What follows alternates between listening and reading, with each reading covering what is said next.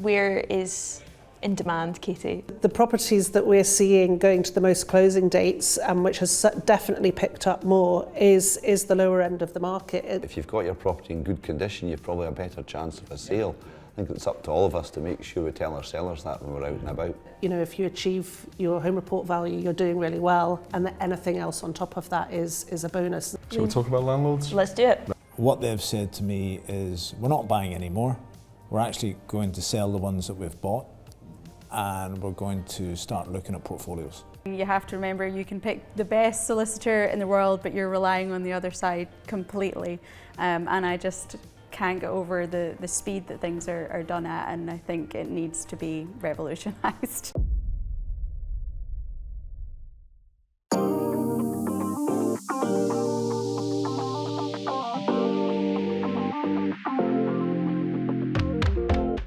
Hello and welcome to the ESPC Property Show. It's Paul, and without headphones on, it's Megan, and we are having a slightly different episode today. We are here in the McClellan Room in the Hawksmoor in Edinburgh, and we're here to do our Q1 roundtable. So we're going to be covering the property market across Edinburgh, the Lothians, Fife and the Scottish Borders from January 2025 to, can you believe it, March 2025. So Paul, I think what we'll do is we'll introduce our panel of guests that we've got today. We'll start with you, Wilson, and work our way around the table. Yeah, my name's Wilson Brown. I'm a property partner with Drummond Miller. I'm Francesca Hill. I'm the Area Director for Edinburgh at Coulters. I'm James Mackay. I'm a estate agency director for Aberdeen Considine.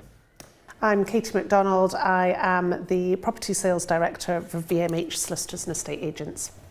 Perfect. a wealth of experience in the room. Absolutely. Okay, shall we dive in? Let's do it. Shall I ask the first question? Yeah, let's go. Okay, I like this question. Yeah. Okay, I'm going to start with Wilson actually for this one. So, Wilson, what's your favourite colour? No, right. What's the biggest surprise that you've seen in the property market this quarter? Biggest surprise? I have to be honest, there's been no real surprises for me. The market in itself, you know, more first-time buyers in. I think that's indicative of the lower interest rates that's been passed on from Bank of England to lenders. So if anything, potentially more first-time buyers. That's been a good thing. That's moved the market, but no real surprises on the back of last year. I think if you asked this question in 2024, the first quarter, you would probably say there's been, you know, a lot of surprise because the market seemed to pick up last year, but no real surprises apart from first-time buyers. Steady way, I'd say. Lots of first-time buyers come to market, and that's the wheel that turns all the other wheels. Francesca? I would agree with Wilson, to be honest with you. I don't think there's been any major surprises, although I would say that recently we've noticed a bit of an uptick in the market. Even the last couple of weeks, I don't know how the others feel, but there's been more closing dates, more people paying over the odds. So definitely recently, I don't know if it's the spring feel, but yeah, definitely more activity recently. Okay. Yes, that's something that you I'd guys agree. are seeing as well. Yeah. Yeah, I'm actually surprised. I think the market's been better than I thought it was going to be. I think the cost of living crisis, we've had awful April with just starting the other day. I think people are still under pressure with their budgets. So I'm actually quite pleased with the property market, and I think it bodes well that the market's been so resilient over the last 6 months or so. Yeah, I would agree. I think that we've seen really positive activity at the lower end of the market for first-time buyers, and I think the positives with that is that over time that has a positive knock-on effect to the rest of the market for the second-time sellers and buyers and third-time. So, you know, that's just, we're seeing that as a real positive. Yeah, it's the market within the market theory, because you've got the first-time buyer market up to a certain value, then moving up to kind of the middle area of the market, and then the top end of the market. And I think each of those sub-markets have different conditions. And as you said, the first-time buyer aspect of that, they grease the wheels for the market going up into the kind of 500 plus market. So it's, as James said, it's resilient, and it's positive in that respect. Yeah, we've used the word uptick already. So I'm going to ask you the second question, and Wilson, you can't say unsurprising, because what I want from you is what is one word to describe the property market right now. See, I had 3 answers for Did this. you? Okay, give us 3 words. No. Just for I was saying about the market within, markets within markets, first-time market, kind of the mid-area, and housing compared to flats and different thing. I've got stable. Stable. And that's kind of mid-market to upper market. I've got resilient and positive in terms of kind of the first-time buyers. All the first-time buyers that we are seeing are using all the tools that they've got in terms of lifetime ISAs, help to buy ISAs, and they're quite savvy and switched on in respect to the market. So different words for different parts of the market. Okay, and we won't put any tariffs on any of those words, so that's fine, Francesca. Well, I was going to say until the news this morning that I was feeling the market is invigorated. Invigorated? Yes. We'll I don't take know, that. maybe that's me as well. It's the sun, isn't it? Everyone feels better. Everyone feels better. But yeah, definitely, just the last few weeks, just things really taking off a little bit. I don't know what exactly that is, or if that's now going to change with certain things in the news today. Hopefully not. Just a bit disconnected from it, doesn't it, really? Yeah, fingers crossed. But certainly, as Wilson says, the first-time buyer market in particular is really, really buoyant. Absolutely, and probably less competition this year versus previous years because less landlords entering the market. Absolutely, so again, less giving investors. Megan's first-time buyers a good chance of getting on the ladder. Yes. Yeah, so I think moving on from that, kind of touching on what Wilson, you mentioned there, there's the markets within the markets. Where have we seen the most growth? Where is in demand, Katie? I would say the properties that we're seeing going to the most closing dates, which has definitely picked up more, is the lower end of the market. I know we're banging on about first-time buyers, but I mean, it is just the lower end of the market where we're seeing the activity and the demand from buyers. We could have way more little flats on the market than we do, and I think they'd all sell well. I think what we are seeing and is just it is a bit slower at the top end of the market, and we've had situations where we've put on what we would have in the past been a really fabulous property that we know would go to a competitive closing date and there'd be loads of demand, and actually it's still, they're still selling, but it's maybe not, you've not necessarily got 5 notes of interest in a closing date, you've maybe just got 1 offer that's come in. So that's definitely something that we've experienced. Oh, that's interesting. Is anyone else seeing similar things? I would agree. Yeah. I think the first-time buyer market is doing incredibly well. And they're the ones that suffered most. They're not used to these higher interest rates. It's actually really good to hear as well, because we know that us all being in the property business, we know that will lead to sales in the middle market and hopefully some more in the upper market, which is slower. So I would agree. Yeah, I was just going to say across the board, we've noticed a trend that things that are presented in much better order are definitely selling much more quickly. Things that need work, I think, people are extremely busy. The cost element has to be factored in. It's so difficult to get trades in at the moment. So definitely things that are presented well are going more quickly. Yeah. We've said this, haven't we? The fixer-uppers just aren't as popular as they were. Yeah, because there was a point in the market where they were almost getting the same thing. Absolutely, yeah. We're actually using a lot more, and I'm sure we're all doing this, getting people to come in and stage properties. Yes. I'm sure you're all finding it as well. A lot of ex-rentals coming to market that are generally, not all the time, bit tired, bit depressing, not very exciting. So the property stagers are really showing their worth at the moment by spending £2,000 or £3,000 just to get it looking right, because people don't want to spend, or they don't have it, or they don't necessarily want to spend money. It comes back to your point about the economics of it. People, with higher interest rates, they don't have the capital to spend £30,000, £40,000 It's to a do good a message, property Paul, for us to put out there to the market, that if you've got your property in good condition, you've probably a better chance of a sale. I think it's up to all of us to make sure we tell our sellers that when we're out and about. Yeah, you've almost got to see it through the eyes of a buyer, haven't you? So reinvigorate. Use your word. Yes. Right, I've got a conundrum here. I'm going to put it to you, because if you look at some of the data, it's almost like slightly conflicting. Sales are up, significantly up on last year, and yet we're seeing a drop off in the number of properties going to closing date. So something's happening there. We'd like to know what. People are more pragmatic.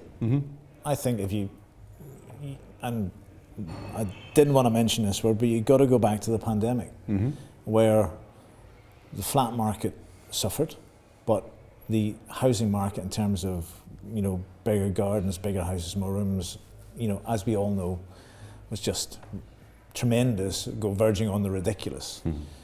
You tailor that off, economic pressures, Liz Truss, mention her name, and then you come into a more realistic market. It's kind of reset it almost, in the sense that, and it's probably through good management of the, you know, solicitor estate agents, managing the expectations of the client to say, listen, you're not going to, over home report, yes, but you're not going to achieve that, you know, offer busting closing date anymore, and people are just more pragmatic. So are we saying, I think we've heard from firms, and again, it'd be good to get your take on this, there's two things happening. One is sellers are being more likely to accept an offer at sort of the fixed price and go to fixed price and accept the offer, and those that are going to closing dates are getting lots of competition, but there is less going to closing dates. I think a factor might be the number of things going subject to sale. So if, say for example, somebody's purchased something subject to sale and they've been given a tight deadline to get their property on the market, if they've got a good offer come in from a proceedable buyer, we're encouraging them to strongly consider it rather than wait around, potentially go to a closing date. So I don't know if that's a factor. Could be, and we have this debate every time we have anyone on the show about should you sell first or buy first, and the conclusion is sell first, isn't it? Should always be right. Absolutely. The other thing, Paul, I think is happening is the buyers are more savvy. I think the buyers have to be cautious because their budgets are tight, so they're using all the online resource before they ask their lawyer for some advice or before they give their lawyer an instruction. So we can't underestimate their own input into the pricing as well, rather than just being driven by what they heard their friends paid for a few years ago. Buyer savviness, buyer awareness of the market, buyers being aware the market's not quite as hot as it was in the past. Why should they pay more? Yeah, it's a good point, and we might see a shift coming, because certainly up until a few months ago there was more stock on the market than there was in previous years, so a little bit more supply. I have to say the last couple of months things have got really tight again, because there's been a huge volume of sales and listings have been down a little, so you know it looks like the stock is constricting. So maybe if we ask this question again in 6 months, it'd be slightly different. Yeah, absolutely. So I guess, Wilson, you mentioned the pandemic and the kind of dizzy heights of 2021, 2022. How do you manage your sellers' expectations who maybe their next door neighbour sold in 2021 and they're saying, oh, we want to get that price now, and maybe that's not so in line? No, I think that I would say that the majority of people are generally quite sensible, and they have an awareness. As you say, there's so much to learn out there from the media and online that they generally will be a bit more aware of what's happened with the market. But yeah, I mean, I think there's a huge job of the agents that are going out to the properties to manage their expectations as to what they are likely to achieve. I mean, I certainly advise everybody that, you know, if you achieve your home report value, you're doing really well, and that anything else on top of that is a bonus, and you know, that's a celebration. That's great. But you know, there are occasions where I've been out to properties and you know, people are expecting, oh well, I'll get 10 to 15% over my home report value, and you instantly just sort of think, oh no, here we go, I'm going to have the chat. So it is our job to really educate people on that it's not the same market. I agree, Megan. I've got a great memory when I used to value houses that it was an executory sale, so the family were involved, and the setting was almost like this room here, where the whole family were sitting around this huge round table, and I was sitting in the throne, or whatever it was called, and they were all asking about pricing because it was a time when the market was difficult. And it got to the point that I had to be direct with the spokesperson of the family, which was this older lady who was lovely, but she was the spokesperson, nobody else spoke. And she was saying, I'd said a price like, say, 300,000, and she said, that's lower than we're thinking. Why are you saying that? And I just pulled out some comparable evidence. And then there was a bit of a discussion amongst them, and she said, well, do you mind, Mr. Mackay, if we put the house on at 320 or 330? I said, Mrs. Smith, whatever her name was, I said, it's not up to me what you put the house on at. I can only give you advice. Well, but do you mind if we even try it at 315? Would that be better? Because that's only 15,000 from your price. And I said, Mrs. Smith, I'm only here to advise. The market will decide what your house is worth at the end of the day. You have to understand that our advice is for you to benefit from, and I think that's critical now. We have to be direct with the sellers. I think we do, but there is evidence, isn't it? If you don't get your price right at the beginning, Yeah. ultimately you may get less in the long run because you have to compromise, you have to reduce it. Everyone likes all the new stuff that come on. You get that one chance to make a first impression. I think when you say price, it's value, isn't it? Yeah. I think there's, you know, having an inflated value in the home report at the start is just, you're just setting yourself up for failure there. So getting the value realistic and then getting the asking price competitive. Agreed. I just don't think they can argue with the data either. Yeah. The house price reports are extremely useful for us in that regard. We can take out the stats and say, look, 2 to 3% overvalue at the moment, that would be a good result for you to achieve. And some people are taken aback by that because they've heard what their neighbours have sold for maybe in 2022 and it's not what they expected. But if you've got those stats, then they can't argue with it. I mean, we've just got the latest house price report, just hot off the press, haven't we, Megan? And there's a key stat in there about premiums. Yeah, so the premium actually for the quarter, we were sitting at 100% 0.8. 100.8%, which so just 0.8% over home report valuation on average. But Francesca, you mentioned that you're starting to see maybe that shift a little bit. Yeah, I think there are in certain parts of the market things going still considerably over value. Like you said, you know, the lower end, I think anything up to the kind of 300,000 mark in the prime areas of the city that first-time buyers want to be in are hotly competitive. But other areas are slower. What would you say those key areas are?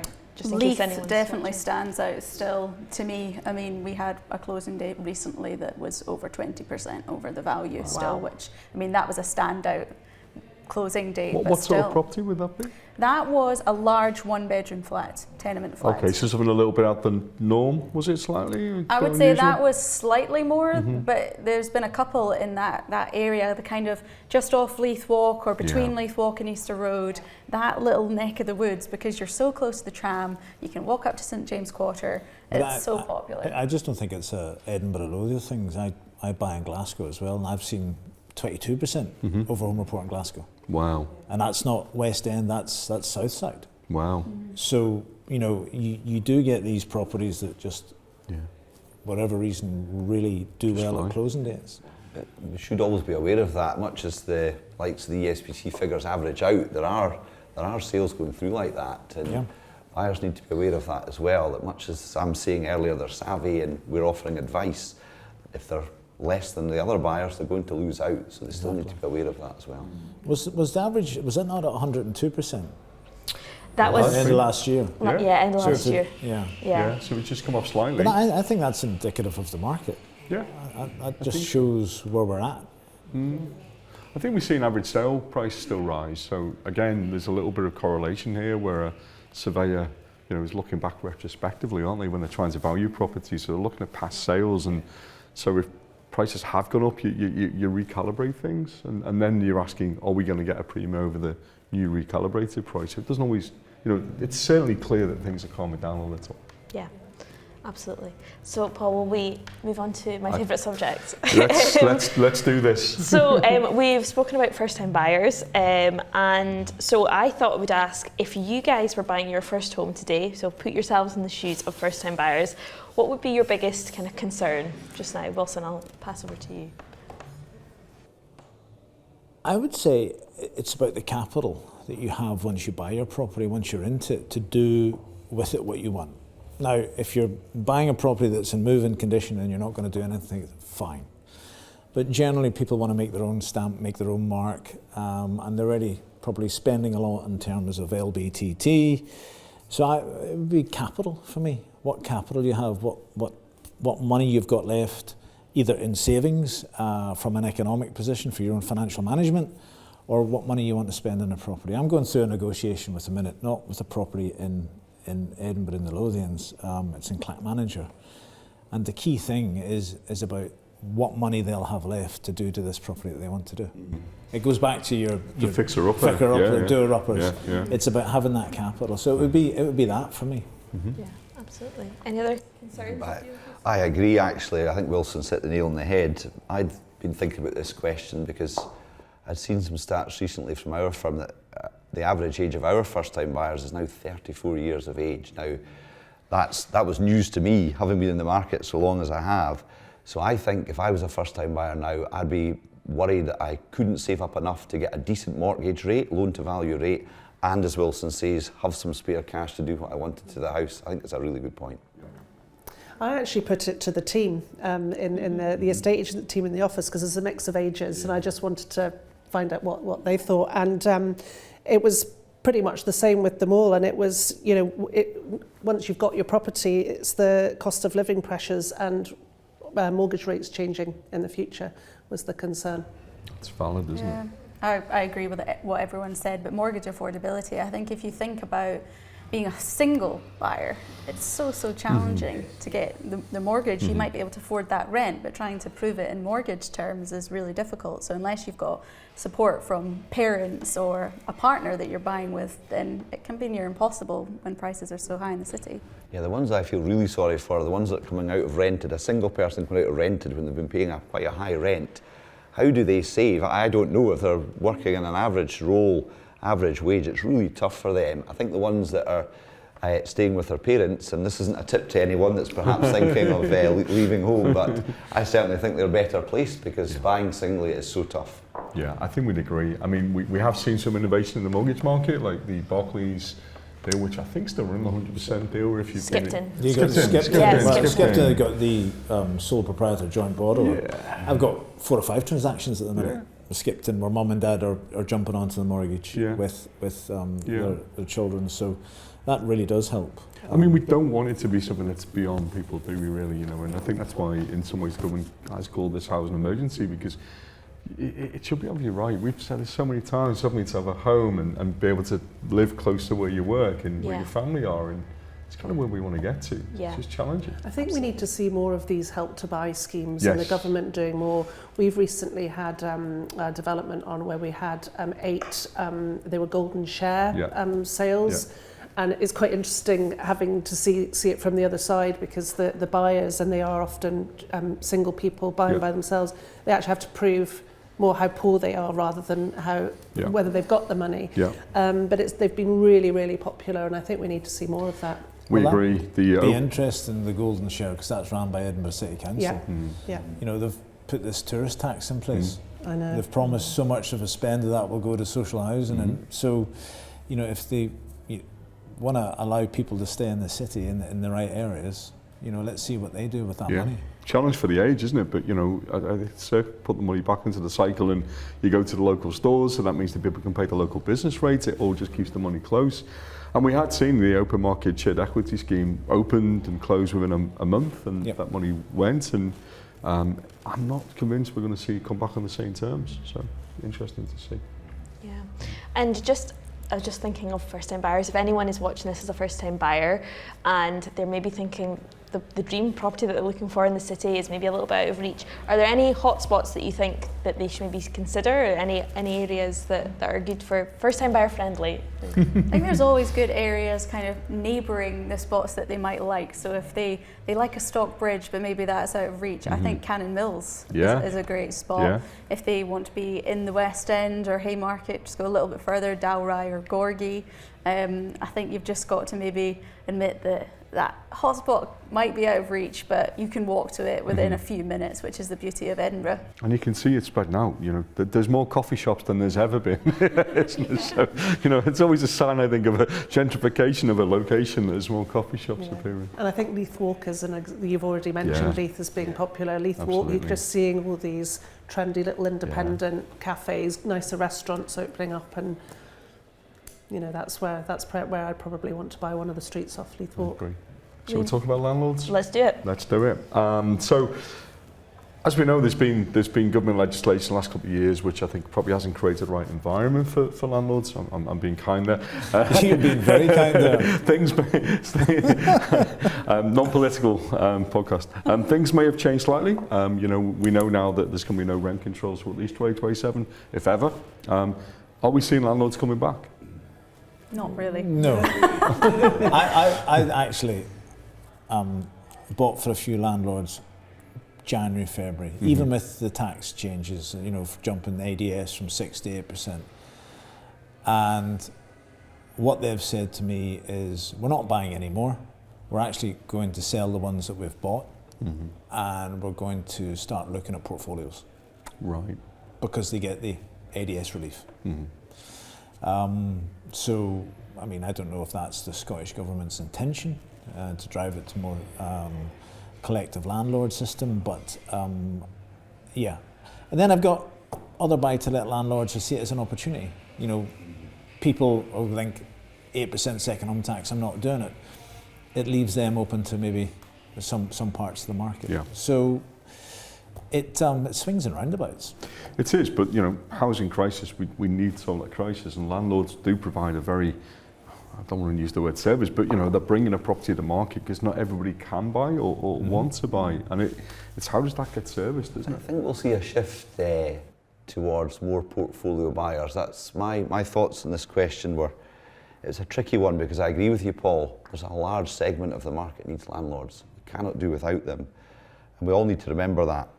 But the last few months, I would say we've seen a shift, or a continuing shift, towards those with portfolios continuing to buy, whereas the individuals, which we were used to being active in the market, maybe over the last 20 years or so, are not buying now. And I think the days of that are over. The small one. Absolutely.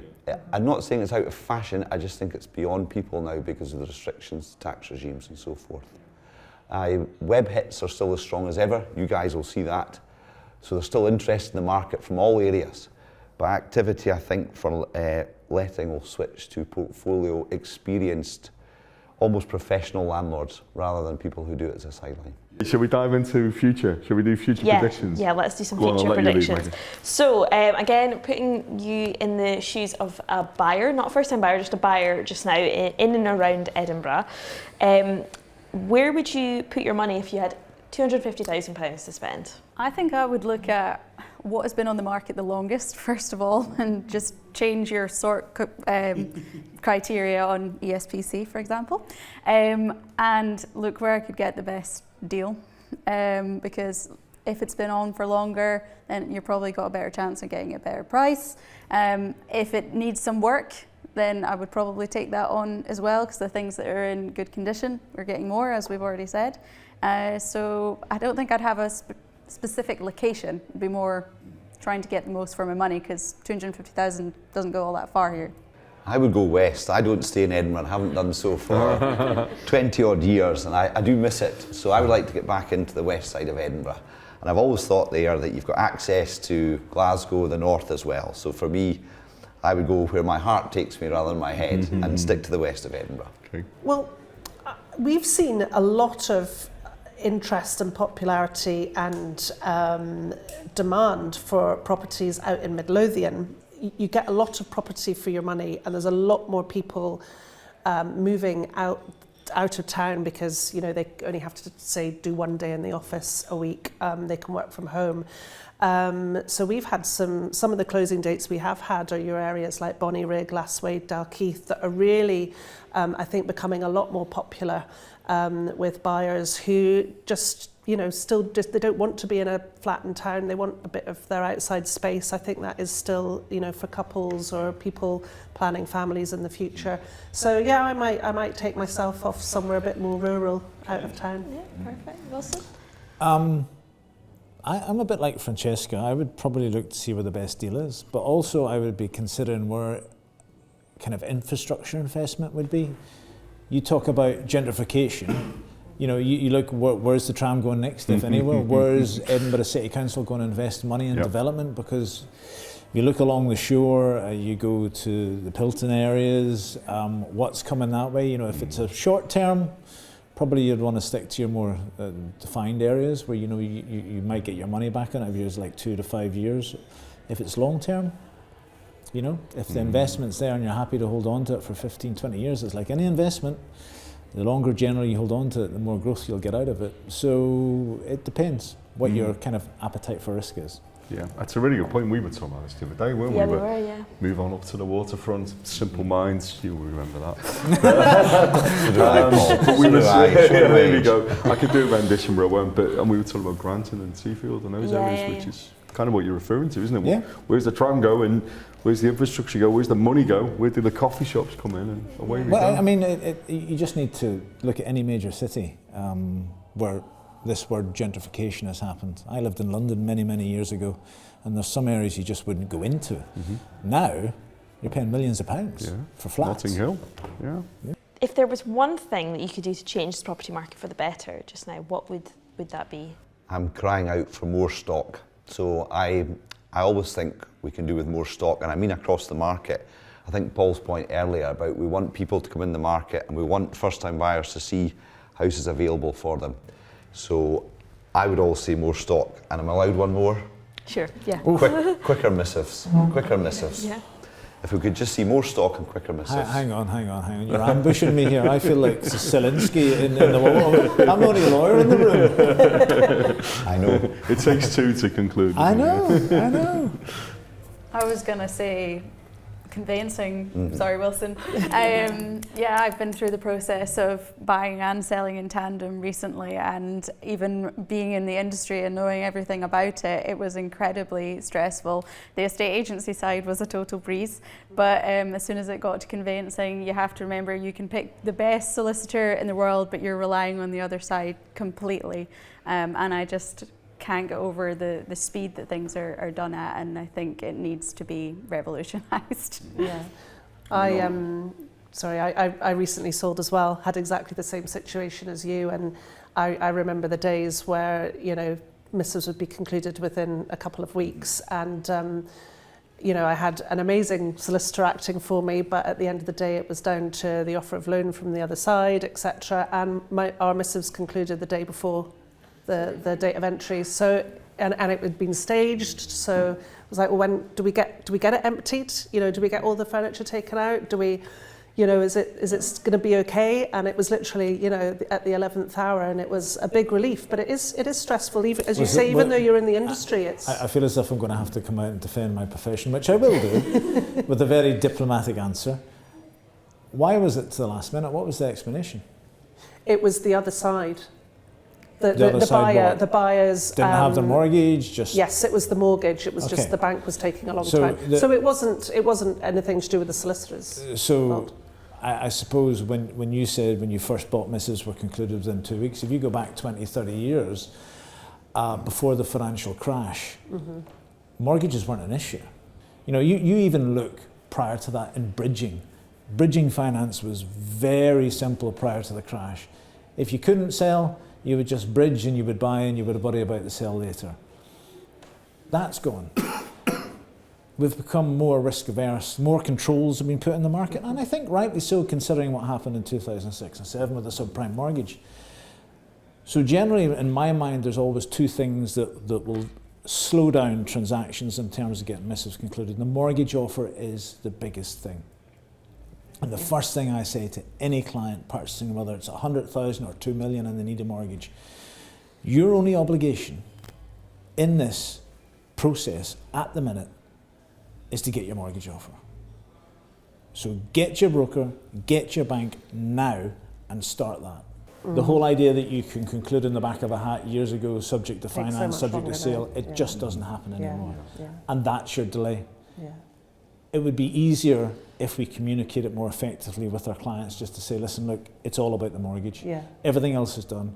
As soon as it's in, we'll get it done. And you can only give 99.9%. You can't give that 100% assurances, unfortunately. Yeah, I mean, one of the things that we're looking at with the ESPC Charter is protocols around conveyancing, because there are things we can do that might just short-circuit some of this. Can we get more assurances earlier on so that things can be concluded a little bit earlier, but we'll see where we go. Work in progress, I think, would be the phrase. Shall we get final predictions, you think? Yep, take it away, Paul. Okay, I haven't got any. Yeah, okay, so if we were going to predict for the rest of 2025 and how it's all going to roll, what we say? Gosh, it's always a tricky one. I think it will keep rolling quite nicely along. I think it will be quite a positive year. I don't think there'll be any major changes. We'll have to wait and see what happens to interest rates, if there's going to be the couple of drops that they're expecting, or if now things are going to change. But I think it'll be quite steady, or stable, as you were saying earlier. Yeah, okay. Awesome. I think it's economically linked. I think interest rates will be key, inflation will be key. You go to the start of the year, people were talking about 4 or 5 reductions in interest rates. You're not the only one. You're not the only one. And I look back, I didn't disagree on it at that time. I think with what's happening across the pond, what's happening in Europe, ongoing war in Russia, inflationary pressures, even though inflation has dropped considerably, none of those drops have really passed into the household, really. When you look at trades, materials, etc., they're still high. I mean, that's the thing when we say drops. What we're not saying is things have, it's not -2. What it's saying is that the rate of things going up is slowing. So you're still paying £7 a pint the other day. So it's not gone down to £6.50. You know, it's as you say, it's just slowed the rate of increase, isn't it? Yeah, so it's about growth for me in the economy. It's obviously been cut, I think, by 0.5% recently. It's about interest rates. It's about Mr. Trump across and his tariffs and what's that going to do. It will all impact. But you think stable? You think it'll be? It'll remain stable. Okay. I don't think it will get huge growth in it. I think it'll remain stable, and if we can get at least a couple of drops in interest rates, it'll continue to move the market. It gives a good sentiment, doesn't it? It's good for market. Gives a bit more confidence.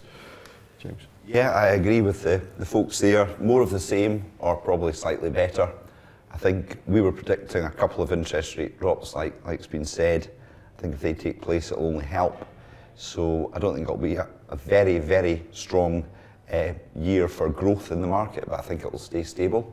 I think it's both a good time to buy because the market's not shooting up, but it's also a good time to sell, as we've discussed. Okay, good. Let's leave on a high, Katie. People will always remember the last couple of words. Well, I was going to say I've not really got anything to add because I agree with what everyone's saying. But I mean, I think that's that's a really positive thing to hope for, is that the market remains stable and we just see more of what's happening. I think if we do have an interest rate drop, that'll be great.